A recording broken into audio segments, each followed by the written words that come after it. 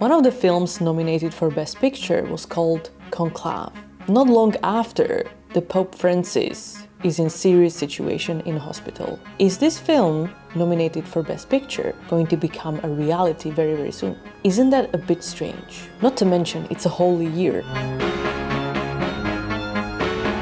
When the Pope dies, a series of well-established Vatican protocols, known as Universi Dominici Gregis, maybe that's how it's pronounced. Immediate actions, verification and announcement, notification for the cardinals and so on, sealing of the papal apartments, the death is publicly announced, and the bells of St. Peter's Basilica toll. Funeral typically held within 4 to 6 days, and then election of a new pope, conclave preparation. Cardinals under 8 years old are eligible to vote. Conclave and voting. The cardinals enter the Sistine Chapel, take an oath of secrecy, and vote in rounds until one candidate receives a 2/3 majority.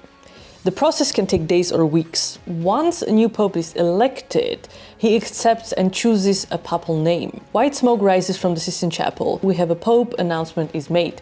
Of course, if they didn't come to an agreement, the black smoke comes out. This black smoke actually was destroying Sistine Chapel, so now they do it a little bit different. So in 2005, the new chimney system was implemented to prevent destroying Sistine Chapel. Of course, the art in it. A modern dual stove system was introduced, reducing the amount of harmful smoke. Chemical additives. Instead of relying on wet straw and oily substances, the Vatican now uses a controlled mix of chemicals to make the smoke more visible and less damaging. Modern conclaves typically last only few days, meaning less smoke is produced overall. The longest papal conclave in history took place in 1268 to 1271 and lasted nearly 3 years. Oh my god, more than 1000 days. So what changed after this? Because of this mess, the strict rules were established. Cardinals must be locked in, hence conclave. Food rations would be reduced if they took too long. No leaving until a decision was made. These rules influence how modern conclaves work today, so no more 3-year elections. So the last papal conclave was in 2013. If you remember it very well, I do. And it only lasted 2 days. It took 5 rounds of voting to elect Pope Francis.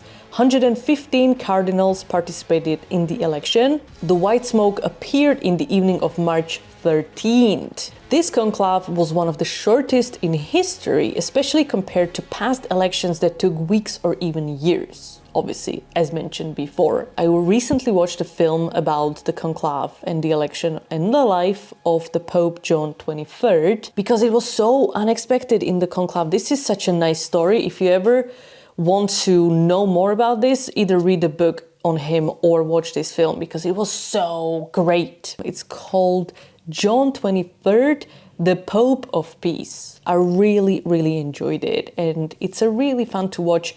You may shed couple of tears when you see his life, but yeah. Of course, there is a big controversy about this particular pope, like with everybody else. And that is the fact that he did not really like Padre Pio. And I think this could be the biggest flaw that everybody in the church now sees in this pope. John Paul II canonized Padre Pio as a saint. So that doesn't shed a good light on the John 23rd. But still, the film is really good. The Papal Conclave of 1958, held from October 25th to 28th, 4 days. Angelo Giuseppe Roncalli was elected on the 11th ballot.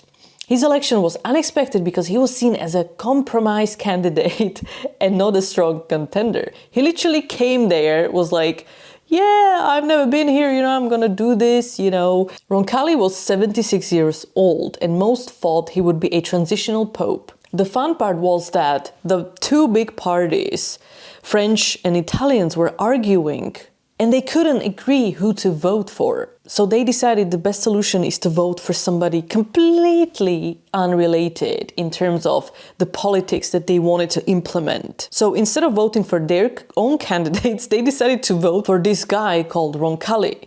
And he won, even though I don't want the Pope to die, but he will die one day. And I'm really, really curious who's going to follow. God bless and hit the subscribe button.